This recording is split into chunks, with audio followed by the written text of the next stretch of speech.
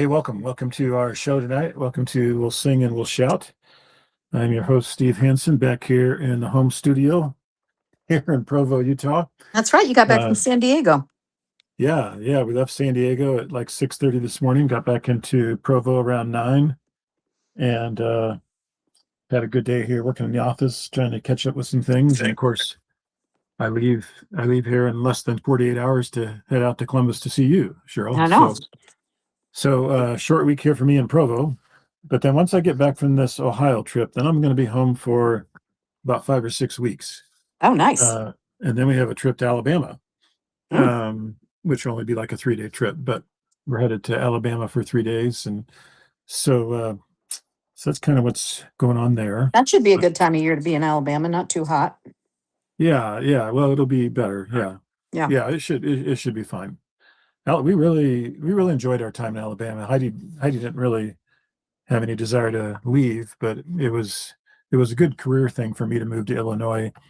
But we really liked our new home in Alabama. We liked our church family. We liked our neighborhood. We liked our little rec center, Sports First, Yeah. there down the street. So it was a great place. And the state of Alabama is a beautiful place. And I was covering that whole state. So Yeah. lots of reasons why maybe we should have just stayed in Alabama, but that's It's not not how what it shook happened. out. Mm-mm. So, um, but hey, lots of different things we could chat about, but let's jump right in. This is segment 28, perhaps. Yeah, I think so. Cheryl's boyfriend's countdown.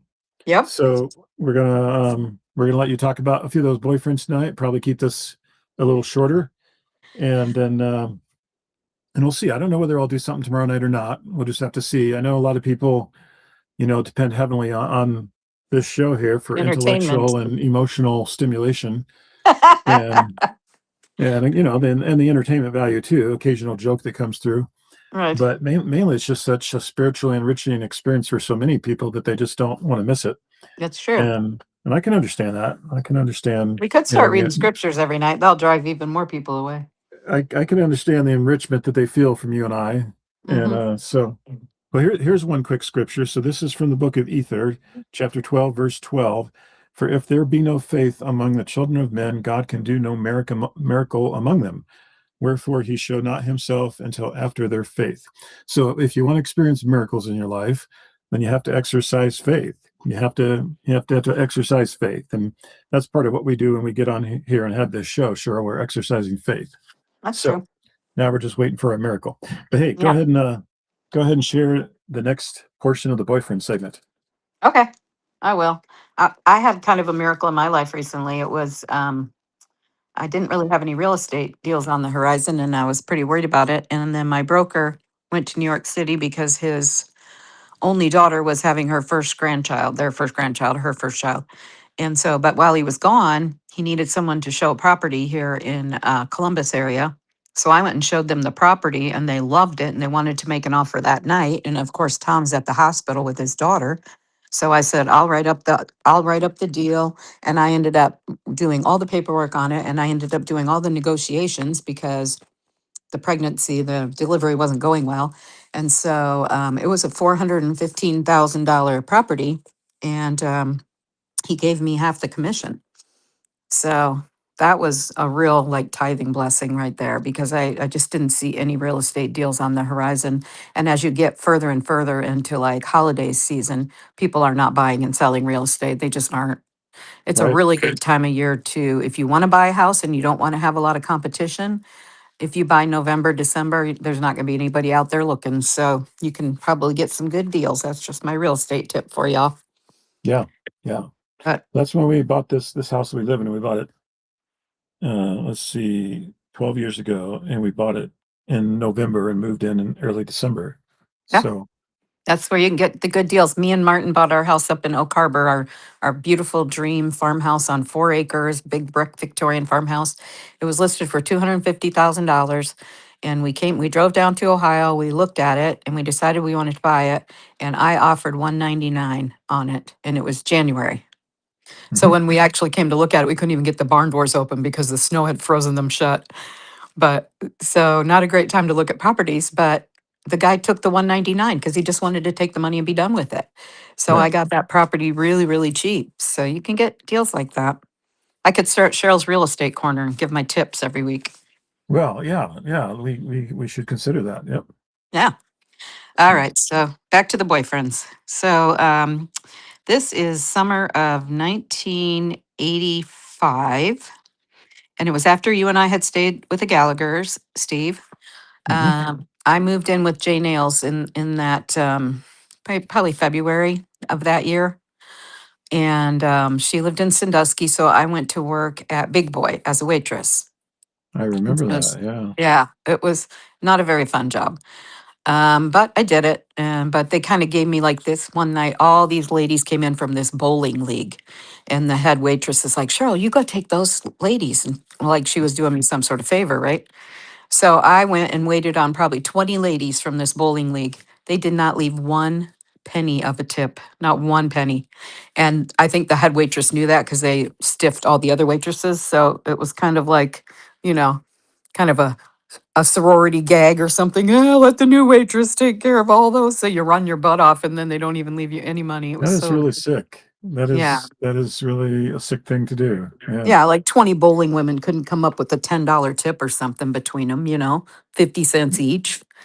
I mean, it was just really, it was disgusting. I don't, if I'd have been a manager at that restaurant and I'd have seen that happening, I'd have said, you ladies aren't welcome here unless you're going to leave our waitresses a tip. Yeah. Because especially if Yeah. they came back every week and did that. That's pretty ridiculous. Yeah. Yeah. So I worked at Cedar Point. I mean, I worked at Big Boy as a waitress. And then when these interviews came up at Cedar Point for their help with their live shows, like backstage help or lighting or sound or whatever. So I went to the interviews because I love anything to do with theater and live shows. And so when I interviewed, I didn't really have any of the specific things they were looking for. I kind of wanted to work in the costume room, but what they did was they ended up hiring me as the clerk typist for the live shows office because they really liked some of my answers. Like one of the things they asked me is, when you're doing a show and you're doing your 430th show, how do you approach that? And I said, well, the people watching the show haven't ever seen it before, so you've got to approach it like this is your first time doing the show. And they really liked that answer, so they're like, well, we need to get her in here. So they gave me a job as the clerk typist at the live shows office. So I started working at Cedar Point. It was pretty early in the season. Like I think pretty much maybe the week before they opened, we were there.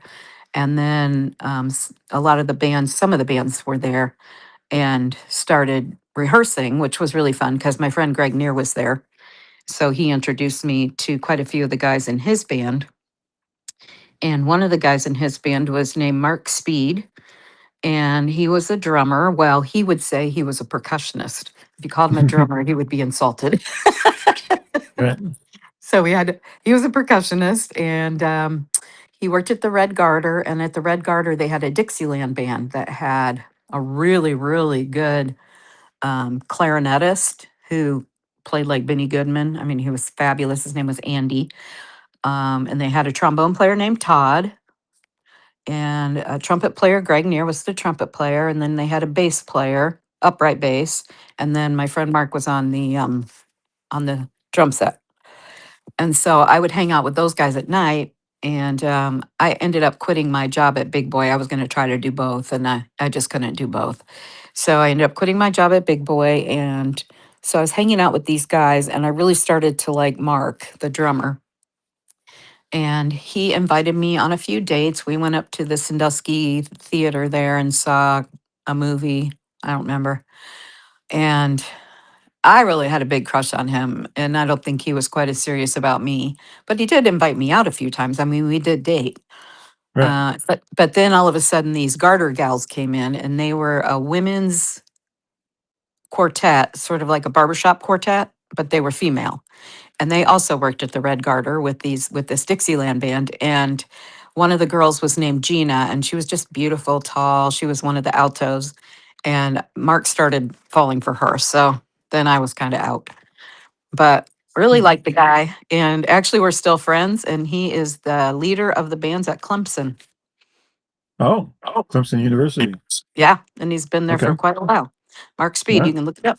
He's the band director at Clemson.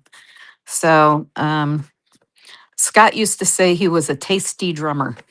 I think that means classy and not loud and obnoxious. I Okay. suppose if you're a musician out there, you know what it means. But anyway, so I had Mark Speed. So that's this summer at Cedar Point, the summer of '85. I actually met my husband this summer. But before I met my husband, I dated about 5 other guys. And I didn't start dating my husband, Scott, until the end of the summer. I think we maybe went out my first time for my birthday, which is August 16th. But so before that, I dated quite a few guys. So Mark Speed was one of them. And then trying to see if I should pick who else I should pick here on the list. I'm only going to do two. Oh, I'll do Kevin. Okay, Okay. so Kevin, I can't even remember Kevin's last name, which is kind of embarrassing. But he played that year at Cedar Point. We opened Bernstein Bear Country, and it was right across the street from the live shows office, and it's where the old earthquake ride used to be. Do you remember the earthquake? A little bit. Yeah. Yeah. I do. I do remember the earthquake now It that you was mentioned it. Yep. just down from the great big arcade, Yeah. just to the I guess west of the arcade. And so they had gotten rid of the earthquake ride and they decided to do this family fun thing with the Bernstein Bears. So you'd go in there and it was kind of like you were in the storybook and they had characters. And so you had to like, they would come around and like the guy I was dating was Kevin. He was Brother Bear because he was fairly short. And then Sister Bear had to be shorter than him. So they had like height requirements when they would audition or whatever for these characters. They had height requirements. So, Father Bear had to be real tall. So anyway, so I started dating Brother Bear, which was Kevin. And he was short and with kind of curly blonde hair, almost like at that point in time those perms were in. I think he had a perm. I don't think his hair was naturally curly. And he was fun. He was a bowler, so he took me bowling a few times. I guess he was some sort of championship bowler. Hmm. And we enjoyed each other's company. But then the one night I went over to see him at the boys' dorm, which was called the Cedars, great big red building, just went on and on and on, probably 3 or 4 wings worth of rooms, um, double story, double stacked.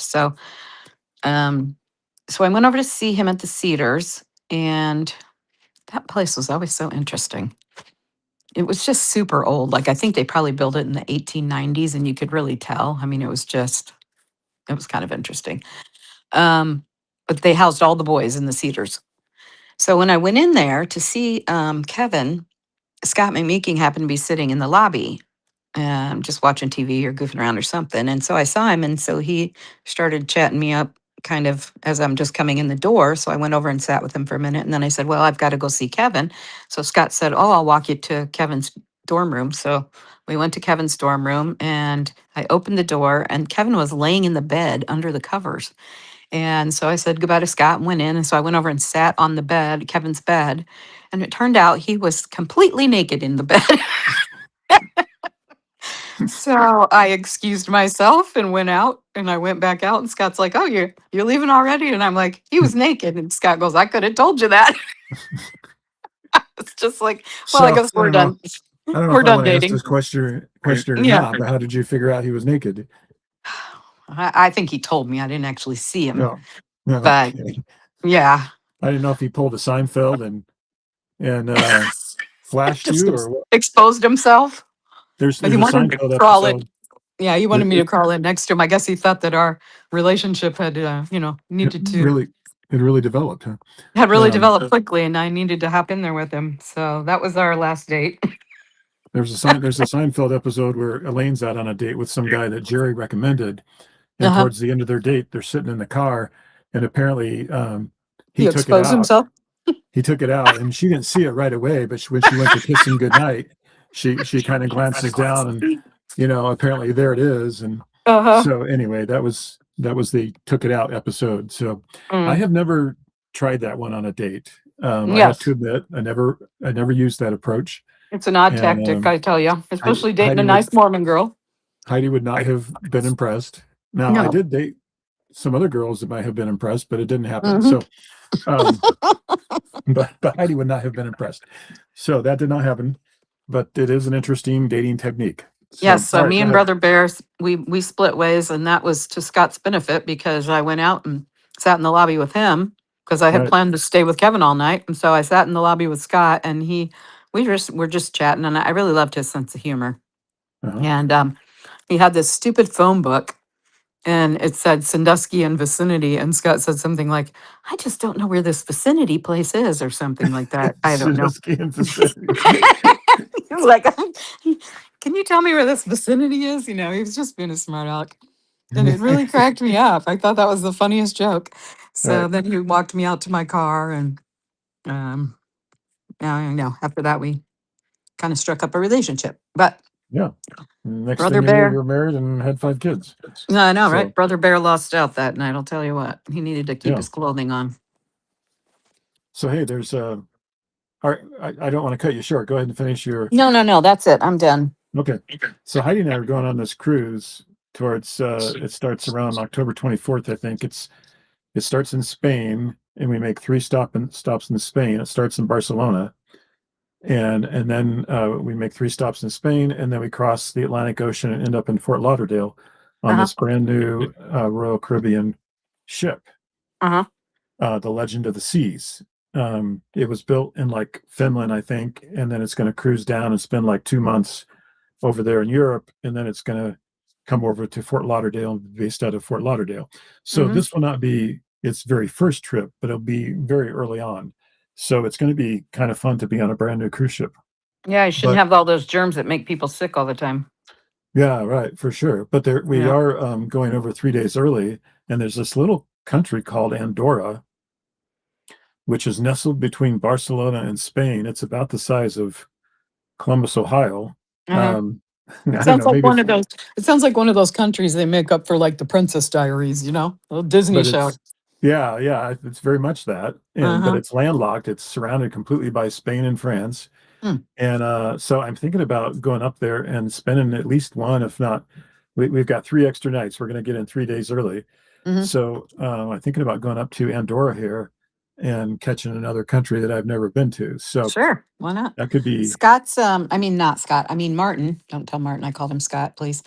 Um Martin's sister, Billy, just served her mission. Her and her husband served their mission in Barcelona, in that oh, area in Spain. okay, And her husband had served his mission over there before they married, and then so he really wanted to go back. So they spent 18 months there doing their senior mission just recently. They just got home recently. excellent. Yep.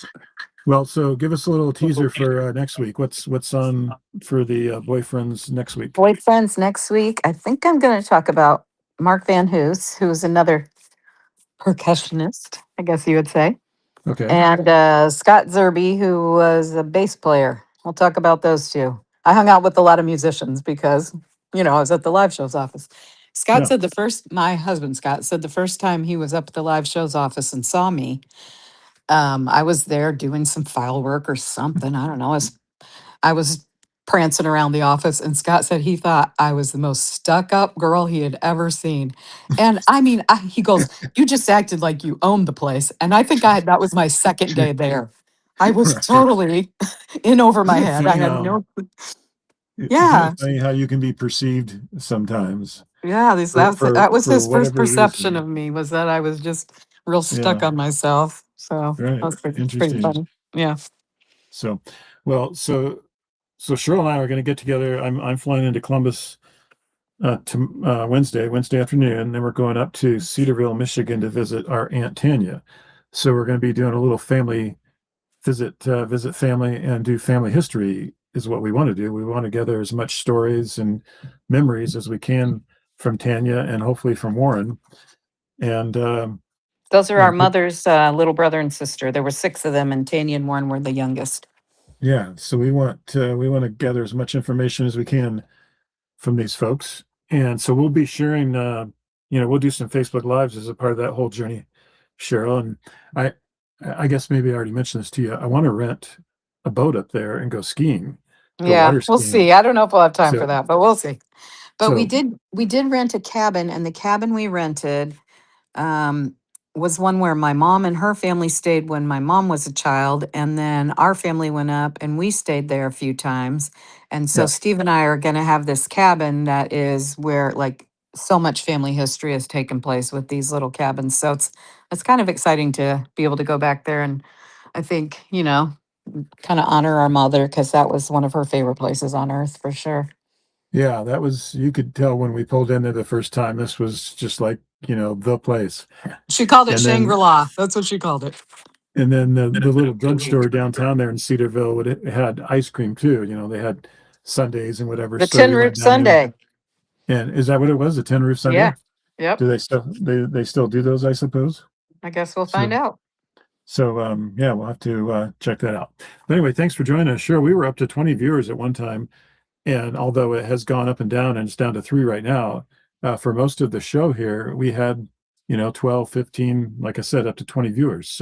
That's exciting. Uh, so people were pretty excited about hearing about your old boyfriends. No, I know they Um, are interesting, those boys. yeah, those boys are something else. Hmm. So I always kind of wonder what was Cheryl's impact on all these guys? How did their lives turn out because of the time that you spent with them? That Well, would be, hopefully one didn't make the mistake of laying naked under the covers trying to attract a girl. yeah, Hopefully I that would changed be, that. that would be an interesting research project. Yeah. All right. Well, hey, thanks for joining us. Cheryl's going to go. What are you going to do? Well, I'm just getting ready to eat because I didn't eat all night Oh, because I don't like eating before I go to my daughter's class that is like high fit, which is sort of like Jane Fonda on steroids. And right. so I do that from 7 to 8:15, and I don't like going with a full stomach because then it makes me feel bad, and I just haven't had time to eat since I got home. So I got some egg bites like Starbucks gives out, so I'm going to have some All of right. those. All right. But Well, hey, anyway, and I'm going to go. I'm going to go soak in the tub because I just got back from the rec center myself, and I hit those weights pretty hard tonight. So, um, we'll and talk to you hey, from Cedarville. I've got, yeah, we'll catch you from Cedarville. Take care.